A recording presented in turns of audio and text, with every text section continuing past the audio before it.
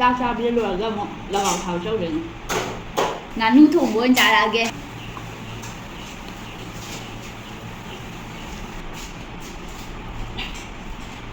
lệ hồ rồi bên na Bangalore đã tao rồi mà em nói non đây là cái sao nè cái thẹt à mà hy vọng năm năm giá hậu bên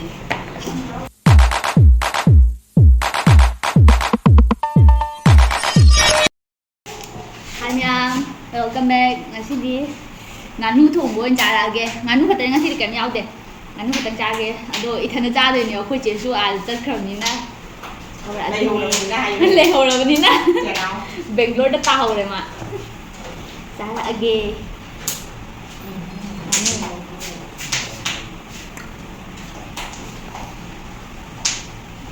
thôi bạn thùng hầu với em sẽ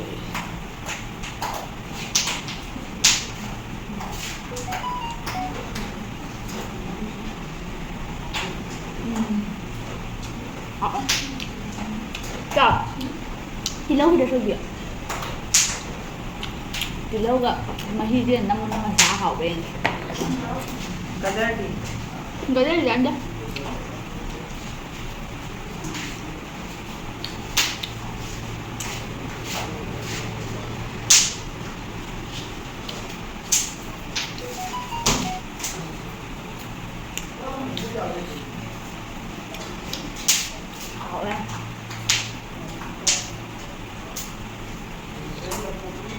may marakthana mayam da kainom ta haijage mayam aina sida thoaliba channel jiki page se sigi se aigi sagai gi imau nu pi thokpa magine ma se yamna honaba kanba mau amane mana imungi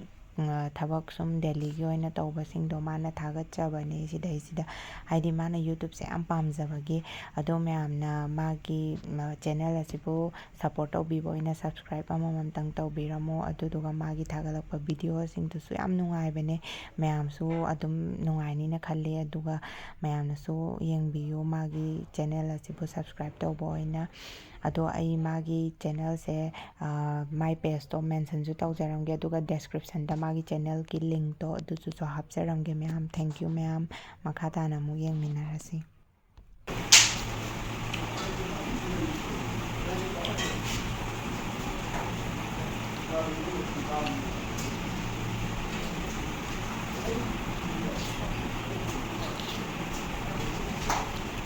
Vậy thì cháu nào phải là cái nào mà khuyên nhau cũng là cái mẹ thì cái massage bây giờ thì nhá thì nó sẽ chạy thì nó dài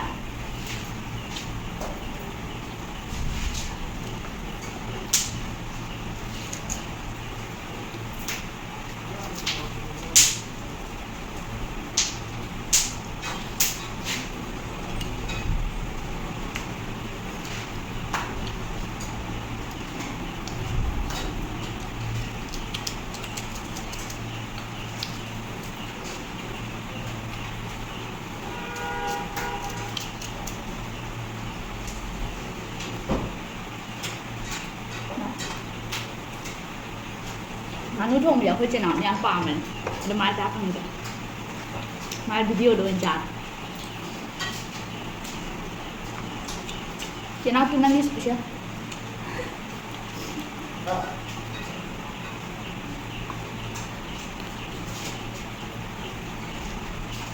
em nói non đây là cái trong nè cái thẹt à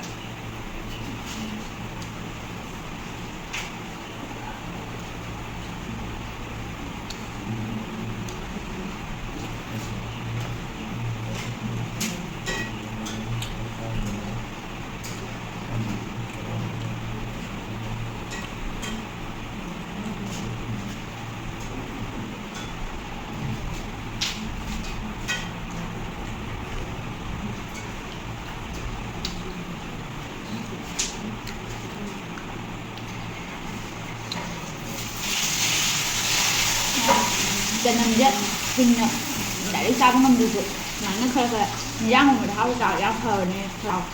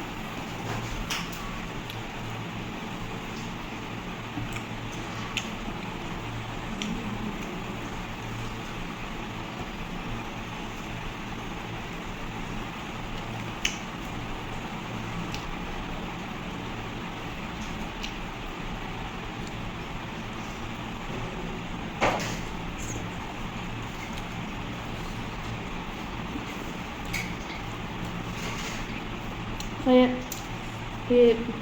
sao sao bây giờ là một là vào thảo sâu đừng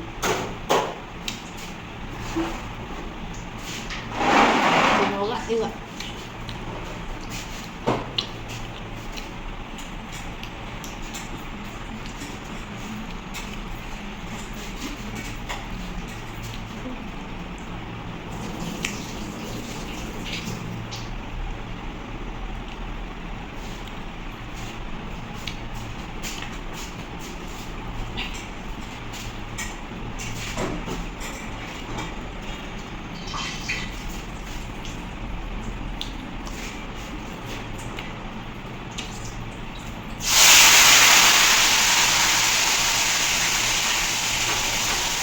không mà cái này nó cắt ngồi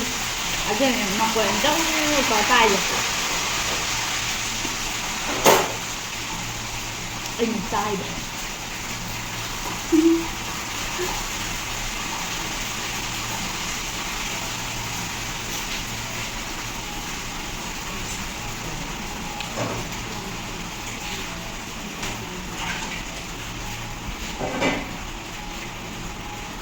chóp chân nằm vậy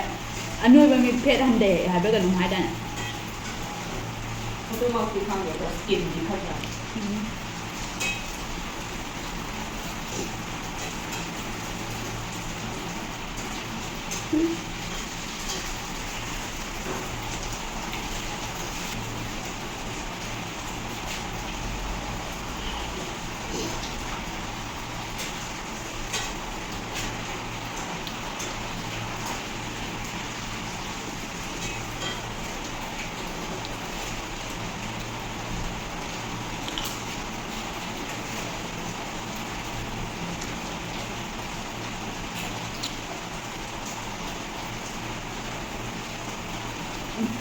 đó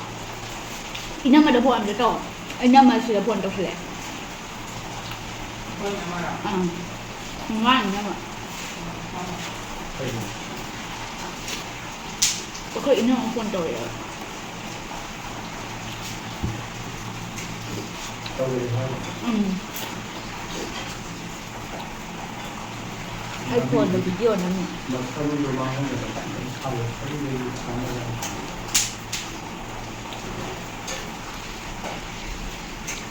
사실 잘 어울리지 뭐 메이데이인데 그냥 깔래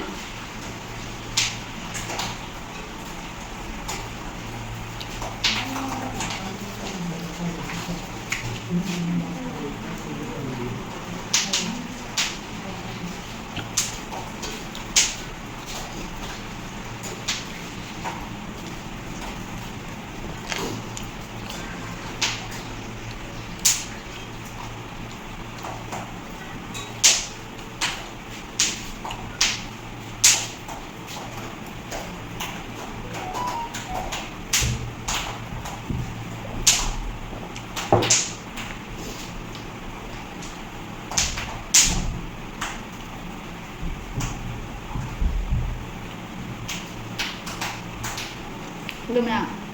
anh ta sao cái không thành rồi cùng sao bây giờ mẹ một lần hay làm như vậy ai tù nó sao ra hay ai đi được không thành rồi sai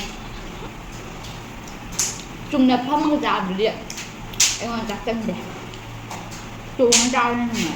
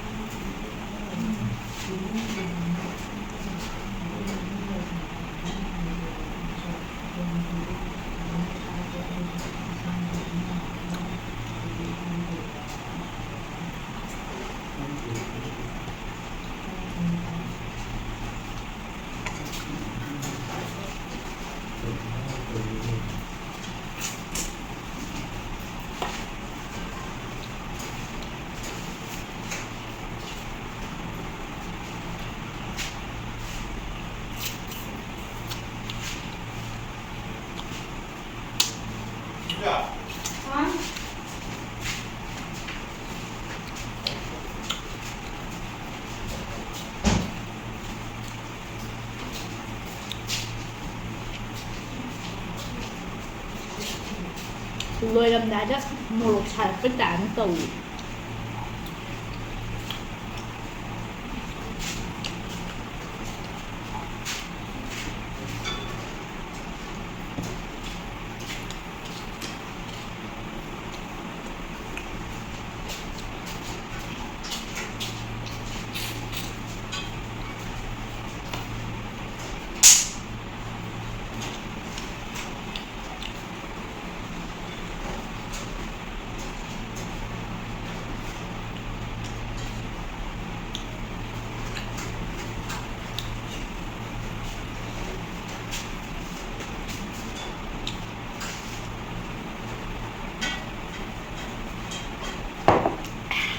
Lôi đông nam nó chỉ đi lôi đấy chỉ được là cái hào giang hào ấy đó lôi nó có đâm một khởi đi sai đấy đó mà thằng đó cái trả lỗ ghê đâu mày ăn hay lỗ comment đã juga like share subscribe cho tao buka video cái nó mày bye